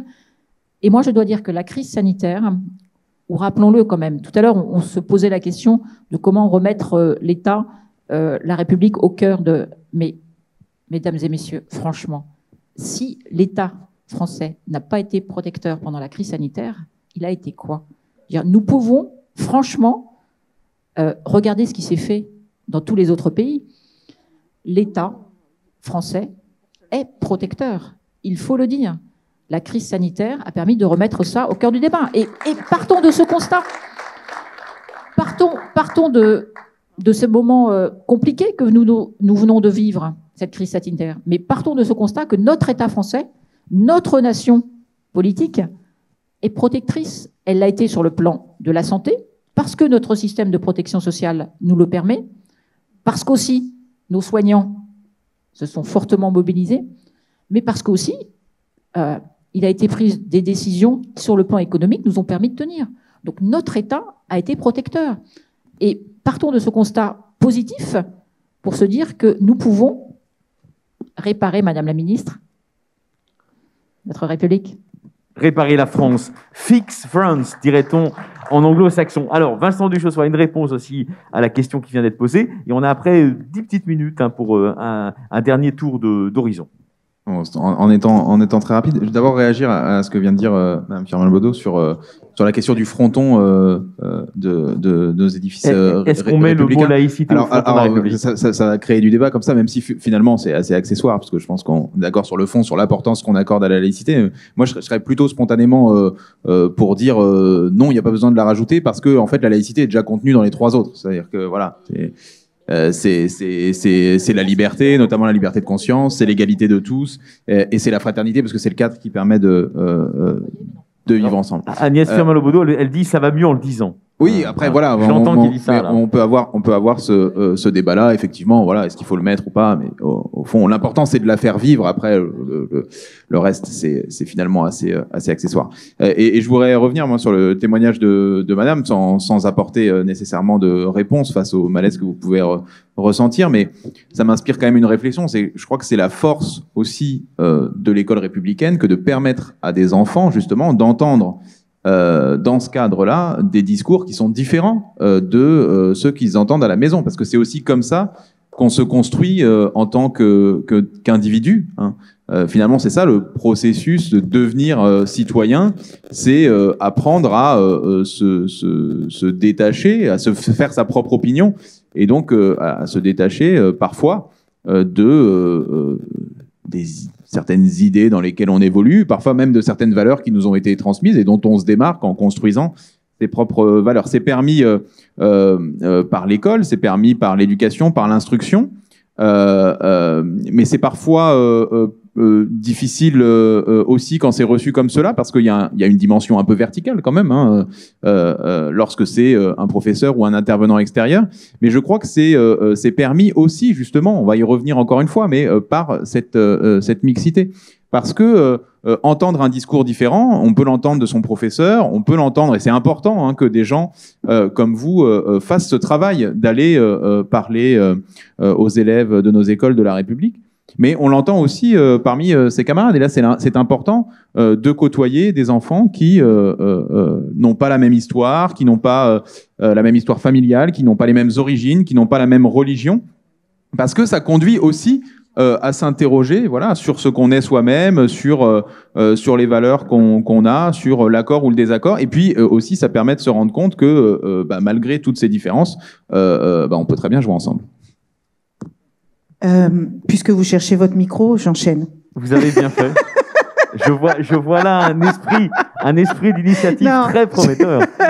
Je voudrais juste, pardon Alexis, je voudrais m'arrêter sur ce que Madame a dit tout à l'heure. Vous savez, je crois que c'est important d'entendre les malaises, parce que les malaises que vous exprimez, chère Madame, ce sont les malaises que beaucoup de Français expriment aussi, ces inquiétudes, ces préoccupations sur est-ce que les valeurs françaises vont survivre à tout ce qui est en train de se passer. Et je crois que l'une des raisons pour lesquelles certains polémistes font autant parler d'eux, au-delà du buzz et de tout ce que vous pouvez imaginer de malsain, c'est parce que les gens sont inquiets et ils ont peur. Donc il faut pas négliger le courage qu'il faut aussi pour adresser ces vraies questions-là. Et je vais vous dire une chose. Agnès parlait tout à l'heure de l'exemple de vaccin. Pendant mes vacances, pendant mes 2 jours de vacances de cet été, j'ai rencontré des amis qui m'ont dit, mais tu sais, moi je suis pas à l'aise avec cette question de vaccin. Il y a trop de choses qui sont dites, on entend trop de choses. Et en fait, je me suis rendu compte qu'en prenant le temps de parler, d'écouter, d'expliquer, on désamorce beaucoup d'inquiétudes. Eh ben, les parents, c'est la même chose. J'ai discuté, moi je vais avec beaucoup de tranquillité dans les quartiers dits difficiles. J'ai grandi dans ces quartiers-là. Donc, et puis les gens qui y vivent me ressemblent. Et donc, je sais m'asseoir et écouter véritablement ce qu'il y a dans certaines défiances. Et quand vous parlez, je vais vous prendre un exemple. J'ai dans mes responsabilités les questions des personnes LGBT+. On a lundi défendu à l'Assemblée nationale une loi pour protéger les personnes LGBT+, des thérapies de conversion. Parce qu'il y a des parents qui, quand leurs enfants leur annoncent qu'ils sont homosexuels ou gays ou lesbiennes, ils pensent qu'ils doivent absolument les exorciser, qu'ils doivent les soigner et les guérir de leur homosexualité. J'ai parlé avec des parents qui étaient dans cette inquiétude et dans cette préoccupation et qui pensaient qu'ils pouvaient guérir leur enfant de leur orientation sexuelle. Pardon de prendre cet exemple, mais il est tellement d'actualité pour moi, c'est vous dire parfois, même les parents ont besoin, entre guillemets, d'être éduqués, d'être sensibilisés, d'être formés sur certaines questions pour mieux les comprendre et pour être plus en accord avec leurs enfants et ouvrir au moins le débat sur certaines discussions. Donc ce malaise que vous avez exprimé, madame, je pense qu'il est lié au fait que notre société évolue, qu'il y a des problématiques dont nous ne parlions pas encore il y a une dizaine d'années qui sont de plus en plus présents et il faut s'en saisir avec courage et volonté. Ensuite, je voudrais juste parler de l'Europe, parce qu'on n'a pas parlé de l'Europe, mais je voudrais vous dire que sans l'Europe, on n'aurait pas eu, par exemple, les solutions vaccinales. Et je vous ai parlé tout à l'heure de faire unité dans la diversité. C'est une valeur européenne aussi. Ursula von der Leyen s'est saisie de ces questions, parce que le racisme, l'antisémitisme et tout ce dont nous parlons depuis tout à l'heure, c'est pas qu'un problème, entre guillemets, franco-français. À chaque fois qu'il y a une crise, on cherche des boucs émissaires, on cherche des responsables, on cherche des coupables. Et malheureusement, ces responsables et ces coupables sont toujours les mêmes. Et je veux dire que si nous ne traitons cette question de l'universalisme que en France, ça ne fonctionnera pas. Il faut le traiter au niveau européen, il faut le traiter au niveau international pour que ça fonctionne. Parce que ne pas défendre les droits fondamentaux humains, c'est mettre aussi en danger nos propres valeurs fondamentales. Et je voulais juste finir en vous disant que finalement, quand on écoute, enfin, vous avez entendu depuis tout à l'heure ces différentes interventions et les questions que vous posez sont complètement liées aux préoccupations que nous avons. Et je veux juste vous rappeler que finalement, vous êtes tous déjà engagés dans les mêmes batailles que les nôtres et que ces batailles-là, si elles portent chacun d'entre vous, c'est parce que nous sommes tous conscients que nous sommes à un tournant dans notre société, en France. Parlons de la France puisque nous sommes en France, mais au niveau international, il y a un changement de paradigme que beaucoup appellent de leur vœu et qu'encore une fois, nous avons une opportunité extraordinaire maintenant, tout de suite là, de changer la donne. Merci infiniment, Madame la Ministre, chère Elisabeth Moreno. Alors, juste une toute petite réponse peut-être de... Non, je voulais réagir à ce que venait de dire Madame la Ministre, oui, pour vous dire que ce qui s'est passé mardi soir à l'Assemblée nationale avec le vote de ce texte de loi nous permettre d'espérer en ce qui est de la démocratie, ce qui est de l'engagement des parlementaires, de ce que peut faire la politique. Très clairement, ce vote sur la proposition de loi portée par notre collègue sur l'interdiction des thérapies de conversion, il n'a pas fait le buzz médiatique. Mais franchement, je peux vous dire que ces discussions, on les a eues dans le projet de loi bioéthique. Ils ont été portés au débat. Ça ne faisait pas partie du texte, donc ces sujets ont été évoqués, mis au débat public, car très, très clairement, qui d'entre nous, à titre personnel, je veux dire que j'ai découvert ces problématiques au moment de la discussion de ce projet de loi. Il est revenu mardi soir au moment du vote de cette proposition de loi, et je veux dire que ce texte, il a été voté à l'unanimité. Je veux dire ça par là, c'est-à-dire que ceux qui n'étaient pas à l'aise, parce qu'on peut très bien ne pas être avec ces sujets qu'on ne maîtrise pas, n'ont pas voté, sont partis ou n'ont pas participé au vote parce qu'il était important, sur ce texte bien précis, de pouvoir avoir une unanimité. Et là, je peux vous dire que c'est un moment fort et de montrer que là aussi, parfois, pour répondre à la question du jour, la France peut être une. Merci beaucoup, chère Agnès Firmin-Lebaudot. Alors, donc, toute dernière question. Je ne sais pas qui va avoir le privilège de poser la dernière question, mais nous devons absolument terminer à midi. Alors voilà, il y a une jeune dame qui lève la main. Levez bien la main. Thanks for the floor. No, ah non, c'est un monsieur, pardon. Sorry. Il y avait une dame derrière vous qui levait la main. Sorry. It's okay? Excusez-moi, je m'appelle Jirey Sakono. Je suis un homme d'affaires sud-africain converti en entrepreneur social. Et je préside pas mal d'ONG, dont une ONG baptisée Elistar, qui milite pour la défense des droits de la femme et pour l'équité femmes-hommes dans une bonne dizaine de pays en Afrique. Alors, j'ai été très ravi quand je suis arrivé en France de voir que Madame Moreno a été nommée ministre, parce que j'ai eu le temps d'échanger avec elle dans certains comités en Afrique du Sud. À l'époque, elle était présidente de CEO de Lenovo, je pense bien. Et ça a été pour moi une surprise très agréable. Alors, juste avant de poser ma question à Madame Moreno, j'aimerais juste rapidement revenir sur l'expression ou ce qu'avait dit le président Macron en parlant de la France qui assure sa part d'africanité. Alors, pour moi, je me suis beaucoup retrouvé dans ce qu'a dit le président Emmanuel Macron. Pourquoi? Parce que, pour beaucoup qui ne le savent pas, la France est une source d'inspiration pour de nombreux pays. La France est une grande source d'inspiration pour de nombreux pays en Afrique. Et même en parlant de Nelson Mandela, lorsqu'il parlait de la France, il parlait de fair and right country. Chaque fois qu'il parlait de la France, il parlait de fair and right country, le pays de la justice et de l'équité. Et dans cet élan, ça a inspiré beaucoup de lois qui ont été prises, parce que on s'est dit que si en France certaines lois ont été prises et ont pu être appliquées, c'est que dans d'autres pays aussi c'est faisable. Donc c'était juste pour répondre sur cette expression, pour dire que dans cette expression que la France assure sa part d'africanité, ça en dit long, parce que la France est et restera toujours pour de nombreux de ces pays une source d'inspiration. Alors pour rapidement poser la question à Madame la Ministre, moi j'ai quand même été un peu interloqué, parce que lorsque je suis arrivé en France, j'ai vu que au niveau du CAC 40, il y avait pratiquement aucune femme qui est CEO, PDG du CAC 40. Les CAC 40 étant les 40 plus grandes entreprises, je pense, en France. Il n'y avait aucune femme qui est nommée CEO. La seule que je connaissais bien, Isabelle Coher, une dame très compétente d'ailleurs, qui était du groupe PDG du groupe Engie. Elle n'y est plus. Et aujourd'hui, on se retrouve avec un zéro femme. PDG, zéro femme, CEO ou PDG du CAC 40. Alors, moi, ça m'écœure parce que la France, pour moi, est une référence. Donc, j'attends aujourd'hui que la France prenne une loi qui va permettre à ce que les femmes s'intègrent davantage pour que nous, en Afrique, on puisse en inspirer. Donc, parce que tous ces pays où j'interviens en Afrique, c'est une bonne dizaine de pays, hein, anglophones, francophones, on regarde à la France. Et quand une loi est votée en France, on se dit, ben, ça marchait là-bas, dans le fair and right country. Ça marchait, alors chez nous aussi ça peut marcher. Donc j'attends que vous preniez une loi qui va nous permettre de nous inspirer également. Merci, je vous en prie. Merci beaucoup de votre témoignage. Alors le mot de la fin vous revient.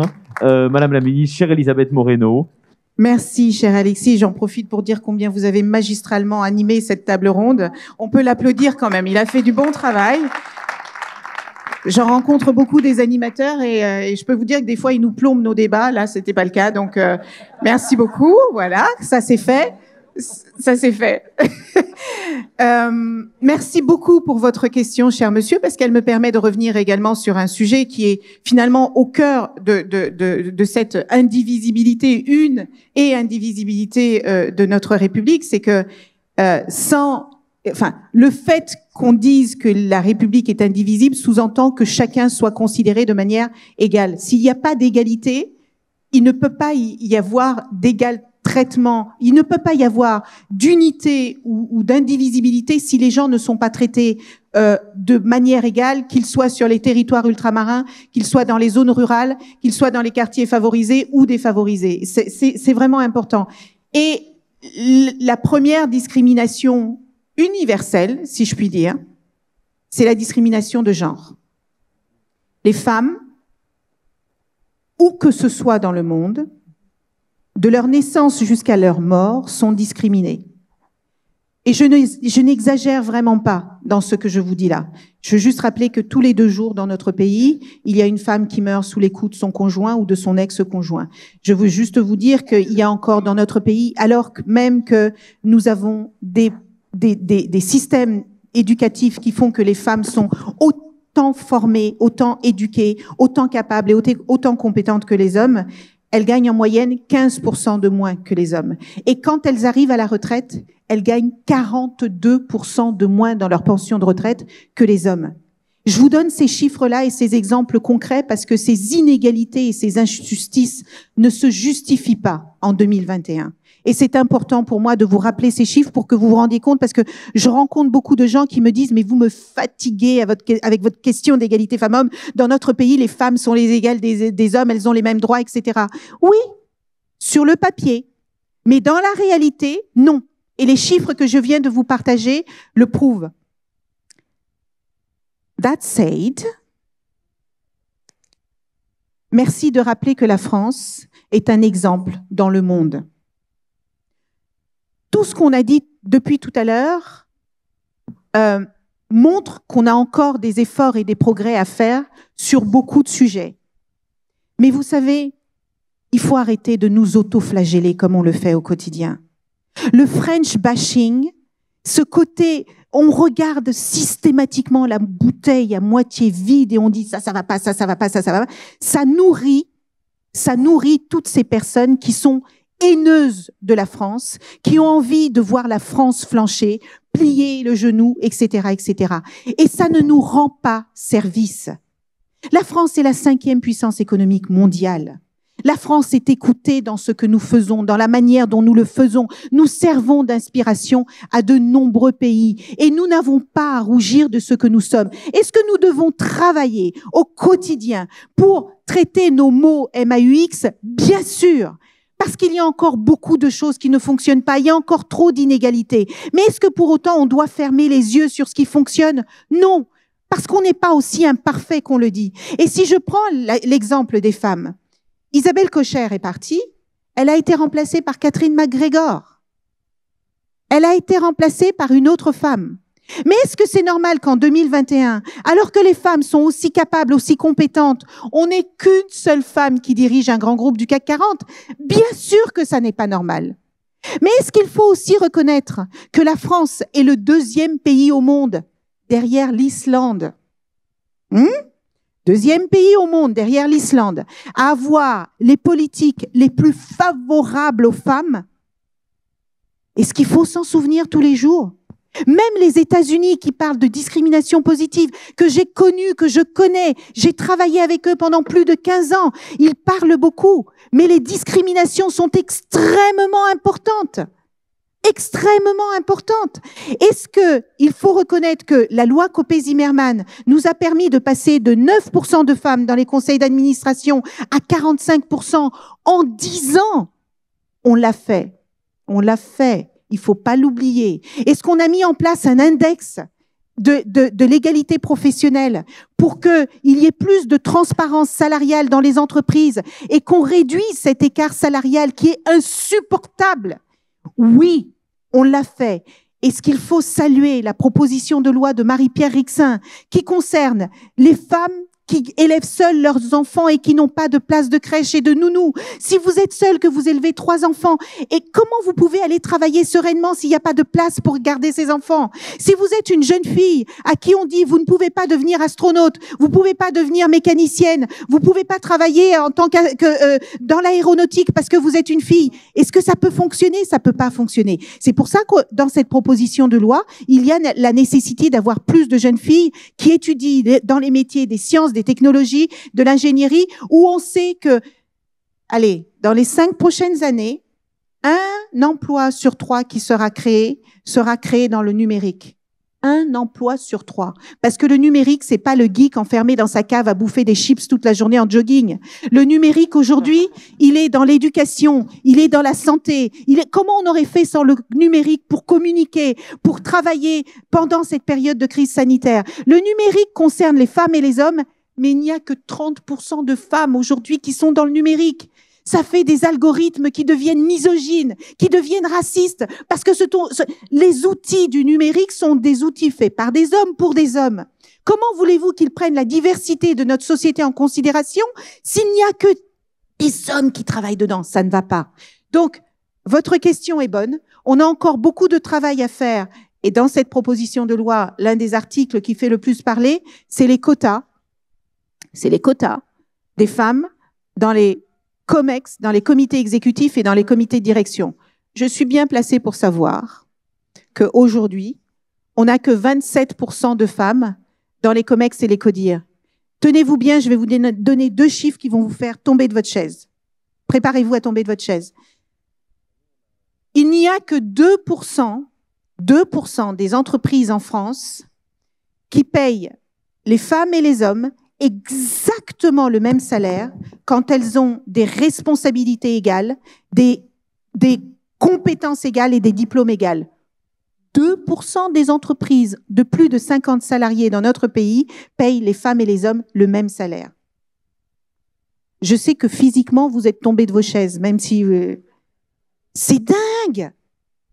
On a 43% des entreprises qui ont entre 0 et 1 seule femme dans leurs 10 plus gros salaires. Presque une entreprise sur 2 n'a aucune femme dans ses 10 plus gros salaires. Vous vous rendez compte? Il y a des entreprises qui oublient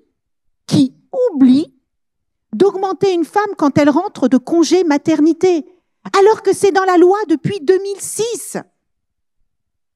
Et on s'étonne de tout ça, alors qu'il n'y a que des hommes qui dirigent ces entreprises. C'est pour ça que dans cette loi, on va forcer le destin et on va dire que dans 4 ans, il faut qu'il y ait 30% de femmes dans les COMEX et dans les CODIR et qu'il faut qu'il y en ait 40% dans 8 ans. Et aux hommes qui viennent me dire « Mais que faites-vous de la méritocratie ?» Je leur réponds que la méritocratie, c'est justement permettre aux gens qui veulent réussir, qui ont les compétences, qui ont les capacités, de n'être pas confrontés à ce fameux plafond de verre. Donc ces inégalités qui sont aujourd'hui, merci, ces inégalités qui enferment les femmes, qui les empêchent de réussir, qui les empêchent de progresser quand elles le veulent, parce que quand elles veulent rester à la maison et s'occuper de leurs enfants, c'est tout aussi louable. Donner la possibilité aux femmes qui veulent réussir de réussir, c'est ce que va faire la loi de Marie-Pierre Rixain et de Christophe Castaner. C'est le fait que quand une femme crée une entreprise, il n'y ait pas que 2% ou 3% des fonds d'investissement en France qui investissent sur elle. Et ben, c'est tous ces sujets-là que nous allons aborder pour aller encore plus loin sur l'émancipation économique et professionnelle des femmes dans notre pays. Merci beaucoup, Madame la Ministre, chère Elisabeth Moreno, pour cet exorde final à la fois très tonifiante et très mobilisatrice qui nous servira évidemment de conclusion aux travaux de cette université d'automne. C'est un beau programme et il faut continuer le combat et continuer le travail. Et vous pouvez être certaine évidemment que la LICRA va le continuer avec force et vigueur. Merci à tous les quatre. Merci Amine El-Khatmi. Merci Agnès Firmin-Lebaudot. Merci Vincent Duchossois. Et merci Madame la Ministre.